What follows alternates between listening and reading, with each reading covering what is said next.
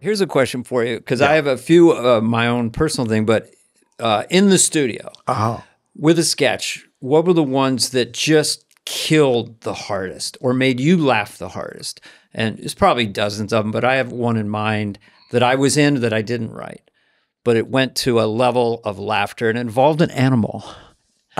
Massive Head Wound Harry. Oh, yeah. Because an animal, you know, a dog was like the thing. Bedlam. Well, also the headline of it, Massive Head Wound Harry. You kind of go, what? That's an odd sitcom. You know, I With thought the that theme was song. Hey, Jack. And probably a few other people helped, but I think Rob. Maybe they Franken, I think gangbanged it. Franken too. Yeah. But that was just one of those things that they said between Dress and Air. Like Rob had asked the handler of the dog, well, what would make him really voracious? Well, so they didn't feed him. He was hungry and then put more stuff on my prosthetic head. So the dog went crazy. And because I was trained by you, I didn't want to be about the prosthesis coming off. So I went like that and just held it. But it was such a long battle between me and the dog that and you kept in it. Yeah. I stayed in. I didn't want it to be about that. And you didn't milk it. No, and I not. think that's the discipline of it. You know, that you transcend it. You're still playing.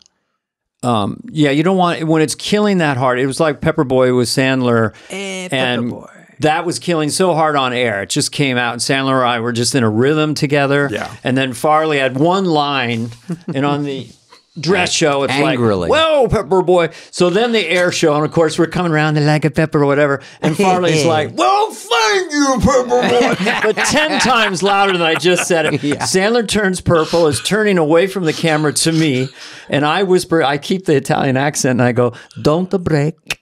Oh, yeah. And he didn't break because I thought the sketch was going so good that I didn't want ruin it to it. Yeah. If it's not going good, okay, you can break, but not if it's good. But also a sketch like Canteen Boy with Alec and Around the Sandler campfire. in that sleeping bag. I wouldn't get too far these days. Yeah. Oh, my God. That Even was a back little- then, it was resistance. Oh, yeah, totally. So when you get, obviously it's probably still exciting. And would you ever want to stop, or is there, or if Dana and I can't take over, I what do we think do? there's times when it's so frustrating and so whatever that you think. But, you know, when the warm-up is over, you know, and it's just you're hearing those last two songs, just the band, and you know those songs because they don't change much. And then you No, I don't. I think you're like anyone who's driven, you take the slings and arrows. Yeah. But I didn't really understand what you did until I guest hosted and was just kind of, you hang out with you kind of more.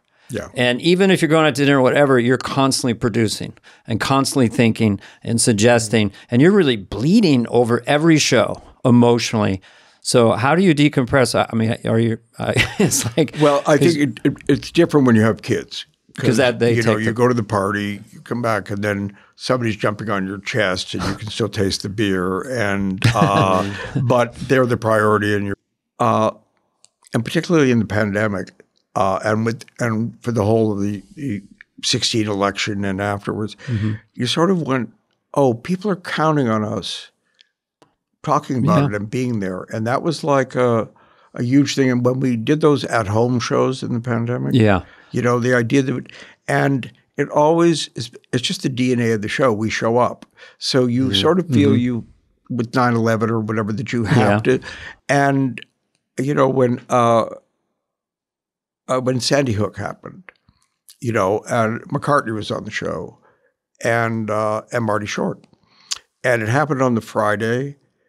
Was when that's the toughest. And I go, we don't have to do that. I don't know why we have to do that. And then Friday night, you can't not do it. You can't somehow figure it out. And there was a choir, a boys' choir. Oh yes, that was on for Wonderful Christmas Time with McCartney. I remember that sketch. Yeah. Yes, that was And hysterical. so Marty shouting at Martin all- Short trying. You can't Paul, sing. is this where Paul talked about this? Yeah. Yeah. And we were, it also happened to be the Friday night that they were shooting the last scene of 30 Rock. Alec on a boat down on South Street, Seaport. And I promised Tina and Robert and Alec that I'd be there for that. So I'm driving down the West Side Highway now, and I'm still trying to figure out, and what I'm going to do because we don't have an opening. And Paul had said, McCartney had said, I can sing, but I thought it's kids. You just can't do any show business. Right. Do you know what I mean? You could do Let It Be, whatever, but it would be somehow wrong. And I called Lindsay and said, will you call the choir master and see if he's got a chart on Silent Night? And she came back. She said they do, and they have the choir. Yeah. And so it became like we're going to just do that.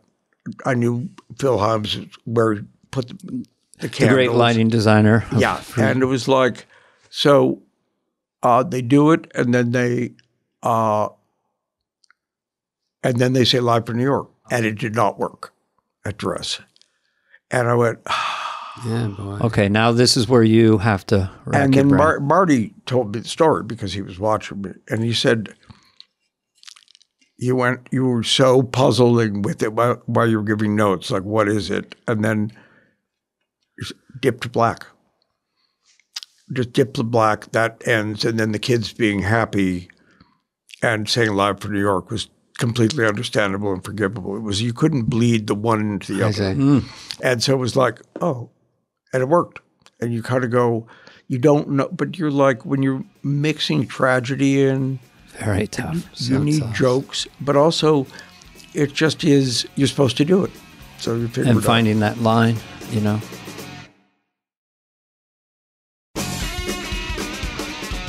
Paul McCartney, I thank you for introducing us in 1986. And he's, I think he doesn't get credit for being a rocker.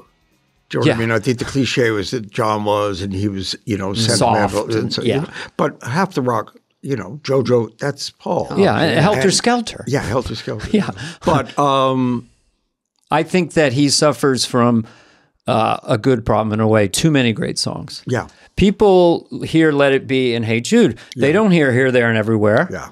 And She's Leaving Home. He has so many melodies that you can't even remind people. yeah. And when people criticize him, because You're very good friends. I go, no, he's Mozart. Leave it alone. Unbelievable. Just stop it. Yes. It's really, and I saw his last concert at the Meadowlands. And what was interesting, it was like 3 hours. And he did, I mean, things you thought you would see for sure weren't in the show. Right. It was really well thought out and fresh and brilliant. And about 10, 15 minutes before it ended, it started to rain. And this is at, the Meadowlands. No one moved.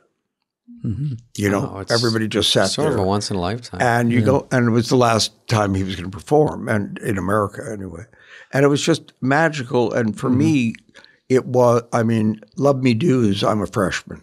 Yes. Do you know what I mean? So that's the point of entry. And I think it's all, in the Stones I saw in London this summer too, and just phenomenal. Love them. Yeah. And it's just that thing of you want them to be that. Yes. You don't need them to, and if Sinatra was singing. Yeah, you want to hear Summer Wind. Yeah. Yeah. But I do think that Get Back, the documentary, kind of couch Paul in a better light. I think there's a little bit more understanding because he could said sing that all also. the harmonies, he could play all the instruments, and he could write songs. So it makes sense, as you might say, Fingerprints would be, he'd be collaborating with Ringo. Yeah. You do. And I used to do that as a joke impression. So the guy goes in there and he goes, he's walking along, do. And then he's doing it and Get Back to George Harrison. Yeah. Well, do. And so the boy genius kind of thing. And Lennon was off on his own journey at that point. But And also that in the concert, now Peter Jackson gave him a clip so he could sing with Lennon. And, yes. Well, how does that? So you realize how young Lennon was. I know he's just 28. I know. And you just go, oh, it's heartbreaking. Yeah. And Paul was, when I was watching him on the rooftop, when John was doing, his song, Don't Let Me Down, Paul is so engaged, not cynical at all. And he's doing this incredible bass line and they're smiling and laughing. And for all of us romantically, because of what they meant to us, we want John and Paul. And for Paul, his favorite part of the thing was them joking around and laughing. Yeah. Because that's what he how wants. We were. Yeah, he said that's how we want to be remembered. But you know, time heals all wounds. But also people Well, make don't you their have own- that with the cast Yeah. that you were with?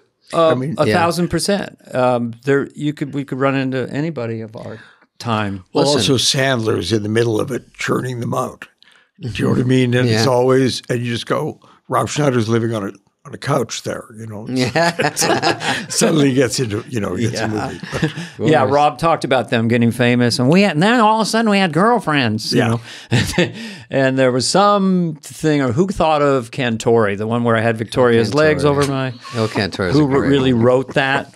But you're right; it is like being in the Marines or something. Not literally. No, don't send me letters. But yeah, you see a castmate, even running into Tracy Morgan. He goes, "Hey, alum." You know, Yeah. there's a esprit de corps. Sure. I also think, I think Bill Murray said it once, you just can't explain what it's like being out there looking into the eyes of somebody else who's in that same scene that is, it's maybe not working, or maybe it's working And you're way both better. like paddling. Yeah. Yeah. Or working way better than you thought. The sparkle, just that contact of being in that heightened reality with that level of intensity, you can't really explain. And I'm sure pro athletes have that. I think it's, dancers have it. Which is another great thing about the show is that you started having non-performers host the show. I guess you had pro athletes in the 70s, but that's a reality show in itself. If the pro athlete is bombing or killing, it's just a pro. Michael Jordan's going to try to be a sketch player. Fran Tarkenton was Yeah, you had in the him. 70s. But also, I had Ralph Nader. I had a lot of people that I just admired. And so was Ralph very Nader, smart. for his entrance, he was getting off the elevator on 8. And I said, I think if you were eating a hot dog, that will help. Because he said, well, I don't eat hot dogs. I know. That's why I think it'll work. part of the 'cause it's being sort of startling. Ultimate straight man. And he got the laugh. And it was like, He lit up. It's exciting. yeah. It's ridiculous. They compete. I mean, Peyton Manning. They give each other. They're Bill like Russell, and was he had one. yeah, he was fantastic. I was a huge fan, but it was just like you could call people and they'd say okay. You know what I mean? I didn't even And know Bill Russell. You didn't know who watched the show because we were mostly in 8H, and then you go, oh, they're watching. Yeah. Yeah, Yeah, and Wayne Gretzky was so charming. I had Broderick Crawford was in some FBI movie. Oh yeah, the Broderick Crawford. And I called him and I said, he was living in Ohio. And I called him and I said, we're doing the show. And it's called, said, yeah, I think I know it. Yeah. So you'd have to be here on the Monday and, it would be this. And I'm trying to reassure a man who does not need to be reassured. And he said, all right, send me the ticket. Send me the ticket for the plane ticket. An airplane, an airplane, And it's just, what I'm getting at is people just volunteered to come, from Robert Mitchum, Charlton Heston. Robert Mitchum had one of my favorite monologue lines. Yes. About live and it's so dangerous and you don't know what could go wrong. And he said, I thought, what's the worst that could happen? I won't get that 119th movie. Yeah, I remember that. And he landed it perfect. And he was so old school. He had a half gallon of Jack Daniels in his dressing room. He's an old-fashioned movie star. Yeah. Incredible to be around. Walken had that too. Walken is magic. Yeah. Yeah. Walken, with Cowbell, I think I was just there doing a guest shot, and that thing, hearing Walken come out, and need more Cowbell. It was so... The cast, I know that Will had done it before, but once you got Walken and then Will, that's why it's just iconic. Yeah, no, and also the Continental, which he used to do, Continental was a big was one, an actual show that he would see. It was a local New York 15-minute show where this guy was on, and he wanted to do it, so he knew it perfectly. God, he was good And at that that. single camera following him. with The like a Continental. white glove Do you on. remember Bear Suits Are Funny and Sorry? Bears as well? Was that a fake story? or is that a Well, it real was story? Christopher Walken at the meeting. Yeah. And we all went around pitching him, and he's kind of staring up in Christopher Walken. And then you said, Chris, and I remember him saying this in specific. If you remember, he just said non sequitur, Bear Suits Are Funny and Bears as well. Bear suits are funny. and then he thought, and bears as well. I just thought that was the greatest That non was easy. sequitur. And Lauren probably goes, write it up. Write it up. Let's put you in a bear suit. But that was the thrill being around him. He was Yeah, there such were a lot special- of people that were either surprised or couldn't wait to meet or whatever. And John Goodman could do no wrong. Alec Baldwin Alec, was like my third show was Alec's first show, and that was the Green Hilly, and it was he did the Mimic, he did all these. One of the things that I loved, Great. but this is a Wayne's World thing, which you'll remember. I'll tune in. He was doing Green Hilly. Green Hilly, I remember Green Hilly. You guys were in the conference room waiting to see me about something. And and Franken was there waiting to see me. And I can't remember what I was doing, but Franken said out loud, "Can you imagine what it'd be like if we had a really good-looking guy in the cast?" I remember this one. Oh, boy. Yeah, that would not go over. And both Dana and Mike were like, kind of looked at each other.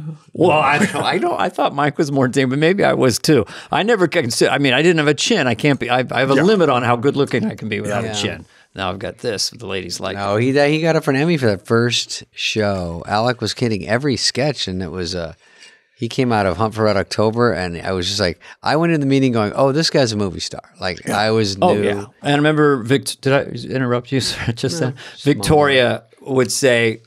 The second time Alec came in, non sequitur, Victoria, like on a Tuesday, I'm not going to do it again. Not this week. I'm not going to do it. And I go, what are you going to do? I'm not going to fall in love with him. I'm not going to fall in love with him. And then by Friday, I fell in love with him. Yeah, get But he behind me. just these eyes, and he's just He was a stud, yeah. And But there was so many home run hitters on that when I got there, and all the writing and the Smigels and Handies, and we talk about it all the time. But it was just hard to.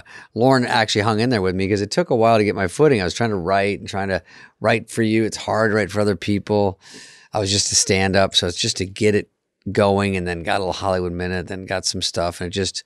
Thank God I got in there because it took me longer than most. And Yeah, because one, he was in there too.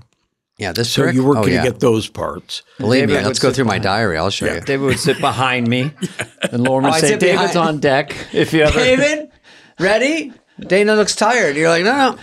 I'd look back. Ivan Reed's reading something from Huxley's. David's ready whenever you're ready to go. David, you were funny the first. Yeah, I bet you. Truly. Thank you. And there was David's as never a funny as moment anybody. where I didn't think it was going to work. Yeah. Thank and you. your I'm last often 2 wrong, years. but at that time I was. Have you seen cast members? I mean, there's so many that audition. Yeah, I mean, you couldn't say, I guess, if you felt like someone you missed on or someone. I'm sure there's some that just obviously get I famous think what later. happens is if there's no slot, do you know what I mean? If Yeah, somebody we does don't kind think of of what that. you do, then it's really Didn't hard. work out. Actually, I think Yeah. Nick Kroll, we talked to him and he auditioned, and he was the first one. It made sense to me where he goes, "They he's had great. me." He Yeah. goes, He's "They had great, every yeah. move I do, and there's just I'm an extra. So I'm an extra Well, guy." he looked at doing- Adam Sandberg and Bill Hader, and he Yeah. locked him off, and he goes, and we talked about the packet. It wasn't personal. It was just Yeah. those. And then, 3 years earlier, it would have worked. 3 years later, but he was like, even but he knew it. brilliant He goes, guy. "Ah." I mean, really, really funny. So that's just the way it is there. And when we're auditioning, we don't think that. We're just saying, oh, we want to be on. And when Rob and I came on, kind of writer, performers, or maybe just writers, I mean, no one tells anybody anything. So Bernie just said, hey, just go there. And also, Rob was making copies. Oh, yeah. He You fucking, know, Yeah, and which was a huge somehow that just caught on. Oh, yeah. And you don't know why it catches on, but Yeah. and then you run it into the ground. I mean, I quickly. first met. and then we run it into the ground.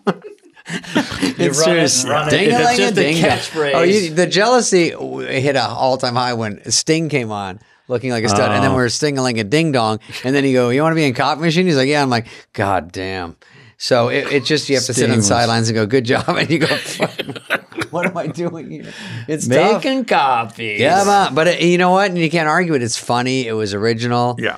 No, And you no. just go, God, Rob that's has a great one. musical Rob is a great talent. writer He's too. great. He's musical and he can write and It was so fun to be around these movie stars that are nervous and scared about to go in and do Or stuff. musicians. Or Yeah. Sting. I remember we were Yeah. doing the elevator sketch, and we're in between. He goes, "How's my hair? How's my hair?" He's asking me. It's like, and they're really vulnerable, and they got the. And, I told Michael Jordan, if you space out, just read it off the card. It's a very fascinating part of they're this just whole. flailing. They don't know what to do. They're Yeah. scared. And if you get to talk to them, they don't know that we're lowly writers. They're like, what do I do here? And I'm like, are you talking to me? I don't know what the fuck's going on. Jeremy Irons I remember his show. Hello. was Saturday, but the Oscars were the Sunday. And he was nominated for Best Actor. Oh, wow. And I knew him from a play he'd done with Mike Nichols, and he was a great actor, obviously. Yeah. And they were doing a Sherlock Holmes sketch, and I won't name the writer, but they're like in there teaching him an English accent. Right. Like, no, it's more this. And you just go, and you just go, well, and then he won Best Actor. But you just go, but the passion and blindness of comedy writers. Yeah. You know what I mean? Of like, no, you don't get it. It's like this. And you go, and so confident. But performers have witnessed and felt death out there. Yes. So they never are confident because they actually know the job. But writers are like, no. Come on. know.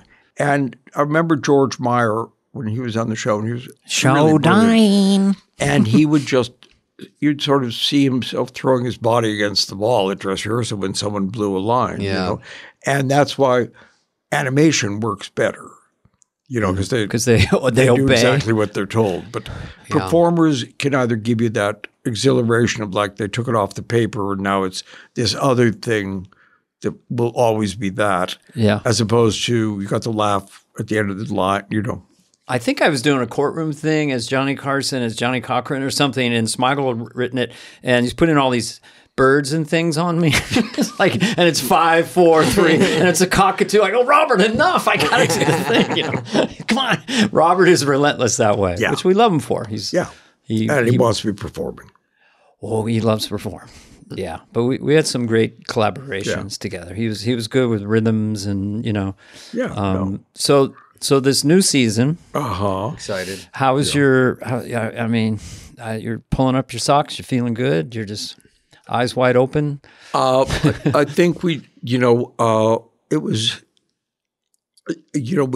We ended the season with goodbyes. Particularly Kate and actually Amy said it. And Pete, and so dealing with that, it just had that valedictory thing, which we did with Kristen Wiig as well. We've done it a bunch of times. Yeah. And you just slipped out in the dead of night. I blame it on Bernie. You gotta go now, Irish kid, exit. or you'll never go. No, I don't know why I did that. A lot of people on this, just anecdotally, without naming names, kind of like go, why did I leave? Because some of them left voluntarily. Yeah. And why was I so angry? Yeah. And what was I thinking? And for me personally, I had so many inputs coming at me. Yeah. I got too hot, too big. It's like Mickey Rooney in The Twilight Zone because of Wayne's World and all the political stuff. So I was sort of lost. But But I was envious and thought it was sweet when Kate and people got a little send off. It's sweet. Yeah. And also I think there's something about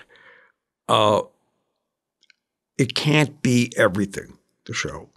And it is for so long, and then but if you're ever going to leave, and so you have to leave at some point. Yeah, but Except for it's Keenan. also that you're never going to feel that intensity of that because it's its own sport.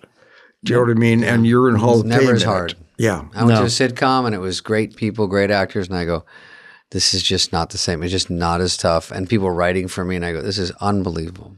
And also, SNL is all risk. Like there's no safety net, and there's also no guarantee that it's going to work on air. Or you're gonna be on. You're walking through the hallway and it's like 20-1, and they go, and you're in your outfit, and they go, Gap Girls is cut. You can't do that on the air, And you're in the dress. I already made it this far. Go back to your rooms immediately. Yeah, and anything that's cut on it, that's the tough because that's again, there's no guarantees. And Now we tend to play some of those. I guess we you put guys them play online. dress, or you can play. Well, doesn't Saturday Night Live? I think I read this. Gets like I don't know. Foreign is huge. It must be just wow. huge. And what's happened is Lewis Hamilton, the race car driver, was at a party last season, and he said, "Well, I grew up watching the show." And I go, "You're in England. How do you watch the show?" You forget that it's all online and people. And then I think when they see the contemporary stuff, then they go back and look at the shows from. Yeah. And there was a period about 15 years ago when writers coming in who had not been alive for the first 5 or 10 years we had a server where they could just go on. So sometimes people Yeah. would watch 2 or 3 shows before on Tuesday night before they started. But I'll use an example. I'll say, well, I think we did that with Bill Murray. And then now I look out into a room of like, okay. All right. Who's Bill Murray? I'm talking about 45 years ago. Yeah. You know, like, so it's a. I think Peacock probably has all the old ones, maybe. I mean, It's all, everyone has it on their laptop. I mean, every sketch, right? Because when I was there meeting John Mulaney and Bill Hader, Yeah. I'm like, oh, what do you guys want to do? They go, we like Mickey Rooney. When I did Mickey Rooney, I'm like, really? And they brought it up Dig that. immediately. So And Bill, you know, when I've talked to Bill somewhat seriously about his time there, he was frightened. he talked about the panic attacks. And I go, it's so interesting because I'm pretty good at reading that stuff. Yeah. But he was so good on air and so original. And I mean, he auditioned with Vincent Price Yes. and Who does that? and James Mason. Now, they were in my childhood. I don't know how we get it. And things got to Oklahoma later. But it was just so original and right away. Do you know what I mean? Yeah. And Vinny Vidarchi and all of that stuff. And you go, such an original comedy voice. Yeah. You know, we know what else he can do, but he was truly funny. so good to Oh have yeah, voice his on there rhythms like that. and the Vincent Price thing. It didn't even matter if you knew Vincent Price, just No that his one knew. party's being ruined and he's Yeah. being very trying to pull it together. Well, okay, thank you. And it was Toady Fields. I don't know who was coming to the Toady room. Fields. Toady Fields, but he said he was just, you know, almost in tears in the bathroom and Yeah. on 8H. Yeah. You know, you could, if anyone wanted to see Church Chat, my hand was drenched in sweat. Yeah. You know, there's a lot of controlling adrenal. And you don't know. 5 seconds before, you still don't know whether it's going to work or whether. But there is that thing of like it brings out the best in you, and when you win, you really can feel it. Well, you can't, there's nothing like the first big laugh to relax you. You're just not relaxed. And the very first time I said, well, isn't that special? I got such a big laugh. I finally went, But also, there's a period in which they like, you know, you probably have 3 or 4 years where they just going to laugh at whatever you do because they think you know more than they do. And they're just so excited to feel in the room. And I'm going, I don't think that's going to play. And they go, no, of course it's going to play. Yeah, because it's these guys. It's those people doing Yeah. it.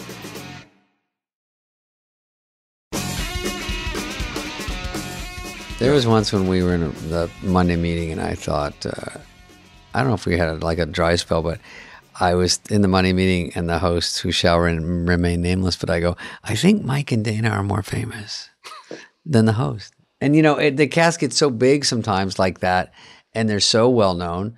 And we always, I mean, you always have, to this day, huge hosts and great blue, and just that's great that you keep doing that, and something's working there where they all want to do it still and get that one thing because they hear about it, and they all walk away going, it went too fast and it was too great. And if I do it again, I know what I'm doing this time. But also hosting, everybody, you know, there's 150 people. They're all there to make you look good. Yeah. So you're the center of it, and it's just a different experience. Unless you're Steven Seagal, you believe that. Steve Seagal, my favorite host. So when did you guys started, which was kind of interesting, having the women play men, because that wasn't happening. Yeah. In that just sort of happened organically. And Kate McGinnon did a lot of men and other things. Was that just sort of happened? You went with it. It's just a new flavor.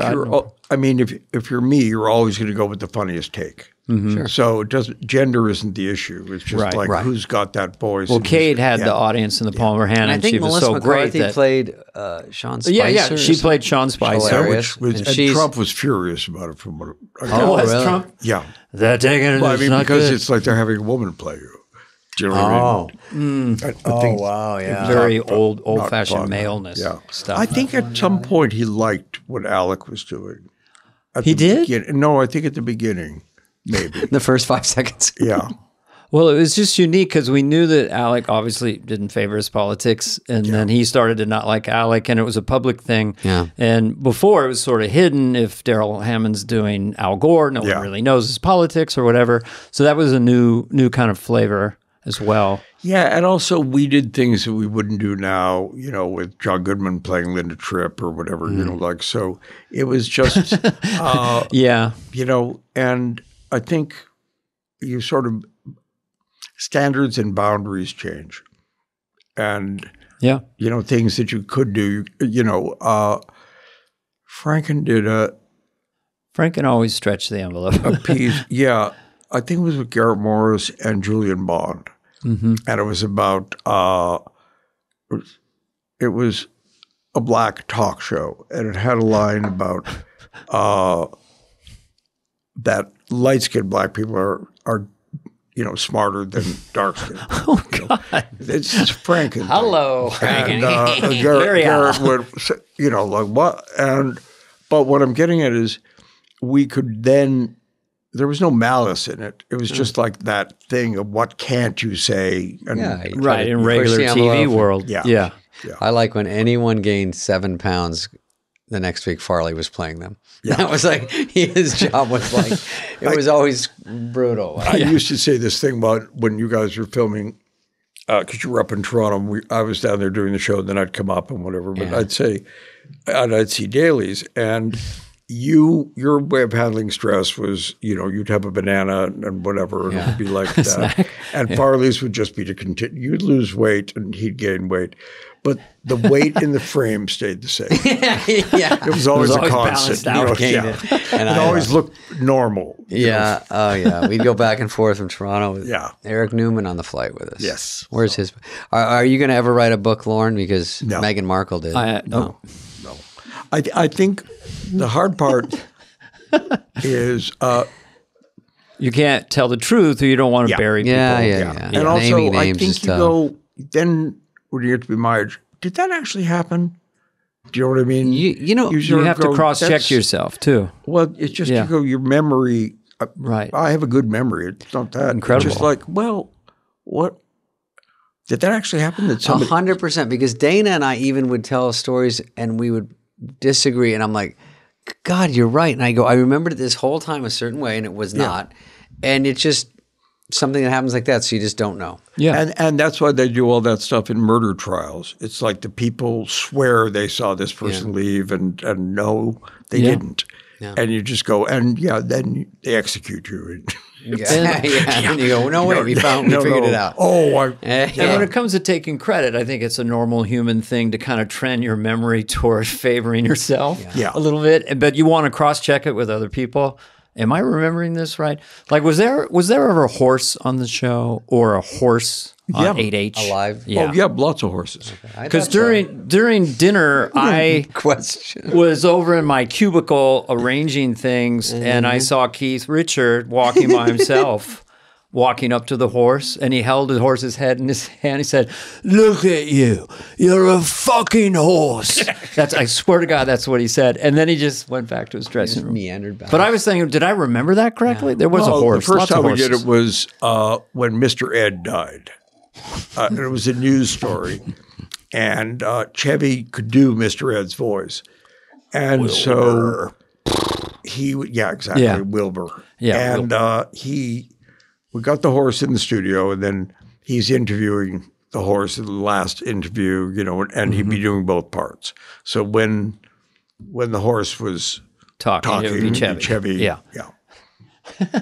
Must have killed. Chevy, what Horses, giraffes. We had Monkeys. we had a camel about 4 years ago. No, maybe longer now. And it got off. Every camel works at Christmas. It's not like you can get hold of a It's a camel. They whole all work. The manger So there was thing. one. Yeah. There was. They lied about how big it was. And Kenny Amon was They're like, scary. "Wow," Kenny you Amon. know. Hey, David. So he came off the elevator, and then the hump. You can call it a hump, right? Yeah. Yeah. The hump got stuck in the tiles of, it was so of the tall. ceiling. Yeah. So it was just stuck. There was no getting it there. And then we're going, but we're on the air. We have to get. Yeah. So I think they got a Cut the donkey, legs. made it look like a camel. It was like that kind of thing. It's an amazing Did show. Bill Murray punch Chevy, or is that a fake story from the old days? They got into a fight. They were but that probably was Year And 3. John, I think, provoked it a little bit. You know. I love John. It was probably my mistake because I was bringing Chevy back to host, but it was a season and a half after he left, and which just made sense. The musical guest on that show was the very young Billy Joel, I love it. and they got into a skirmish just in front, you know, front of the doors, by by the the page page desk, desk, yeah. And then Chevy had to come out and do the monologue. Oh, wow. So it was like, Both 6'4", basically. So at and it least was just the show was sort of white hot, and it was John always felt in Lemmings, which is the time they'd worked together before the show, John was the star, and Chevy was not. And so, and was like sort of third billing. And Chris, you know, is involved in that show too, Chris Guest. And you kind of go, so there was already like, this is how we see you. And then Chevy took off. exploded. But Chevy was such a that- monster yeah. star. Also because he said his name, you know, on Yeah. Update. right. I'm Chevy Chase, and you're not. Yeah. Great one. Yeah. Well, and he's a big dude, great looking dude. Yeah. Movie star by then, right? Coming back after. I always tell people when I run into Chevy, we're going to have Chevy on the podcast. I try to compliment him, but sometimes he doesn't know. He's a little, but I tell people if you want to know how great he is as a film actor, look at Caddyshack, where Bill Murray is in his full prime groundsman character with the mouth off to the side, and they're together going through this scene, and Chevy does his Buster Keaton or whatever you want to call how still his face was. And then his physicality, it's like a master class in comic film acting. He gets beat up a lot. And people forget what a Seems great like old times movie was huge. actor Yeah. and star. You know, I mean, just it's a thing. It was like Showbiz. such a huge thing. yeah, You know, by the end of the first season, and it was like way too much to handle, and it became particularly hard for he and I because we wrote together, and so we were very close, and so it was heading in two different directions. and then he became a movie star. Sure, but he'd then wanna come saying back. ever since he kind of. Even when he would come to host, he'd say, "Don't leave too soon." He felt he wished he'd done more seasons because that was that. It was emotionally he wasn't ready to leave, and also he was that other thing really proud of what we'd done Yeah. with the show. So it And then was he had to like- see it still be huge and, Yeah. and stay grow home with on the Blues Saturday. Brothers and Yeah. Lorraine. And when at the end of the first season, I won 3 Emmy Awards, one for Lily Tomlin, Richard Pryor thing I'd done the year before. Nice. And Richard Pryor, who I'd worked with, we had dinner at Dan Tana's. So, you know, we were feeling pretty good about ourselves. And he was offered a 3-picture deal at Universal, and he said, this is what we wanted. Do you know what I mean? Comedians did not get movies. Yeah. Right. You know, and it was like, and I thought, I've just been through my championship season. It's not going to, I wrote everything I ever wanted to write at least twice in that season. So it was like, oh, you could get off stage now and, you know. Wow. And I went, I can't do that. Everybody else has to stay for 5 years, you know, what's that. But I think that if you'd said to me then that I would be still doing it, and that I would have found so many other things that were there that I didn't know at the beginning, that were not part of the original design or whatever, things that it grew into, or that it does, or that its influence would be just as strong politically as it is And music or keep whatever. discovering super talented people Yeah. and being launched from your show to have careers. Also, they kind of find us now. Yeah. You know, in the 70s, you had to go out and recruit, but I think people. Yeah, sure. Yeah. I mean, I liked it staying alive because there was a time there, like obviously we were on. If you missed the show, you had to get the rerun 6 months later. And if you missed that, you had to catch. It was luckily on the best of in the summer, but there was a time there when people hadn't seen some of the old ones, and then it was on the E! channel, and then now you can see it all. So it's And more people what's know. interesting is like Emma Stone grew up on Best of Gilda Radner. Wow. And those sort of best of, like Yeah. all those best of, you're in them. I mean, but we stopped doing them because the VCR thing. No, Right. it wasn't really. Yeah, there's And other they're ways all to on do it. YouTube, Yeah, pretty But much. people wore those out. I think Kate McKinnon had one of those. One of the last ones, probably. Oh, best they had of? like Yeah. 3 movies, which is great. Yeah.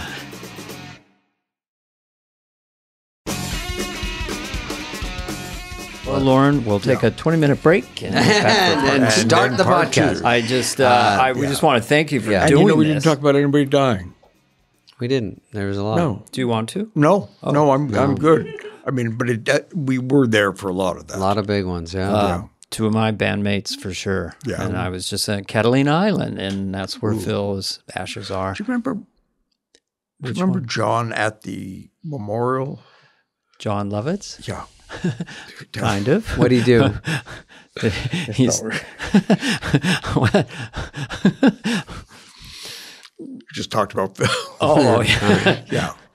Yeah, well, But they couldn't have been closer. Yeah. And they could, that sketch, which is a Groundling sketch that we finally did.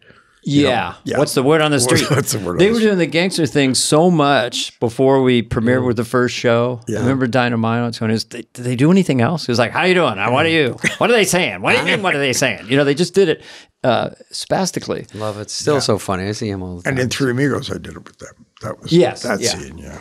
Oh, that's right. Yeah, but John is, he's supernaturally funny.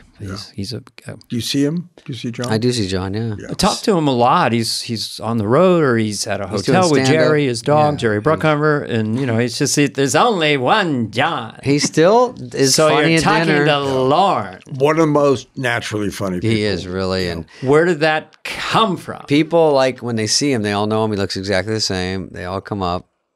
I And love seeing he him. came back to play somebody like 3-4 years ago in a cold opening, and he destroyed at dress.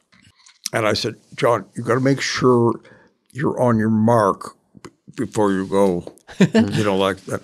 And he was just off camera. Just slightly off No. camera. The live audience was going nuts, but it Oh, wasn't, what I how thought. heartbreaking. Because it's still all natural. Do you know what I mean? It Right. isn't- So that's the moment he felt to do it, as Yeah. opposed to 3, 2, 1, Yeah. get to my spot Yeah. and then do it. Yeah. Like Yeah. Hartman would have been on camera for sure. Who? Hartman. Oh, Phil was, his binder was so meticulous. His office was meticulous. He was in so many sketches. And then he would just, in between takes or when we're rehearsing, he would just be looking at Evan I Roode couldn't believe he'd look motor. at something else. I go, you're not He'd look thinking at about this. boats and his plane. He had and it was wired. Yeah, a he was- Renaissance person. Yeah. Yeah. But Smart. Yeah. All right. Well, thanks, buddy. It's been great getting to know you guys. Yes, And, it's nice to meet you. I really feel like I know you now. Yeah, and yeah, exactly. no, thank you for I'm doing going this, now. Lauren. Goodbye. Hey, what's up, flies? What's up, fleas? What's up, people that listen? We want to hear from you and your dumb questions. Questions, ask us anything. Anything you want. You can email us at flyonthewall@cadence13.com. We have a question here. Great. Who will take over for Lorne? How will the show adjust and move forward? Well, 75 people asked this question. Yeah, 75 plus. From the same We get a email, lot of though. this is a question we get a lot. Okay, I would say we did touch on it. I don't think he's going to want to talk about it because No. it means retiring, and I don't think anyone wants to retire. I don't know if Right. he can handle the stress or if he wants to give it away or if people will say, oh, ever since Lauren left, it's just a great excuse to say, oh, the show went We down. did, and it was kind of a joke, but sort of serious. We offered ourselves up to take over as co-producers, and Lauren's eyes got real big, and he just went, right. Right. And I said, or we could just take the money and we do nothing. Just get the credit, Yeah. and then stir that credit, and then work at the podcast. And then just see if it does I'll say it on its own. philosophically, off the top of my head, I Yeah. do think it's tough to replace Lauren because he works in so many invisible ways, and that is the relationship with the bosses. Because for years, and we touched on this, but I don't. very complicated. They're always when the show's ratings are down. Sorry, I had a little nip. When the show's ratings are down, they want to change it. It's got to be taped, or you can't. Lauren was so vigilant about keeping it exactly the same. That's why you go back, and it's a little bit creepy in there because it's like going back to high school. It's cool. Now, the only thing different now when you go back is all the photos when you walk down that first hall are all so historical because it's every big star doing a big sketch, and you're like, whoa, all right here. Yep. All the history of almost 50 years. So I don't know. You know, there's names. There's Tina Fey. They're perfectly capable if she wanted it. Steve Higgins. There's Higgins. There's Downey. There's who wants the job, who can handle it. Remember Apatow talked about it? Yeah, he's a producer. I mean, you know, Apatow could do it. Maybe he wouldn't be as close enough to the show, so he'd get some resistance, but he obviously knows what he's doing. Lorne took over as such a young man. It feels like it needs young, and yet the show is already adjusting just culturally. It's evolving. You know, when I was on, there was like 6 cast members. Now there has to be 600, 20 or 25. Well, they were 600 for a while. Okay, I'll ask you a question, David. Who would be the biggest surprise you could think of that would take over for Lorne? I have my answer, but let's hear yours. No, they're all the so biggest offensive. surprise. They're so offensive. Oh, they're offensive? Why are they offensive? Because it sounds like they don't have a good career if I say their name. Like, Well, no, so they're funny. becoming executive producers. Okay, what's yours? Then I'll decide. I'll change. John Lovitz. Line I'm up. producing now. You? You're in the cold opening. Do you know what a cold opening is? It's the beginning. No, that was my jokey Maybe one. you should try acting. So that would be my surprise one. But the truth is, nobody knows. It's 3 years from now. And but the 50th is. We did talk about the 50th. Though. And Lorne has not announced his retirement officially at all. No. It just feels like 50 is like, you know, it's halfway to 100. Dana, why are you pushing me out the door? I just want your couch. That's what I told him. No. He's got popcorn. He's a popcorn guy. Tootsie Rolls. Well, I We guess actually don't have an answer for this question. Is question. petering out, but we don't like to stop talking. So thank you for asking, and the answer is we don't know. We could have said 3-4 minutes ago, we don't know. Instead, we're narcissists and we like the sound of our own voice. So thank you, 75 plus. Yeah, we want to cram one all more from ad. the same email address. You know who you are. It's Lorne himself. What did they say? Lorne@Lorne.com. Okay, thanks, guys.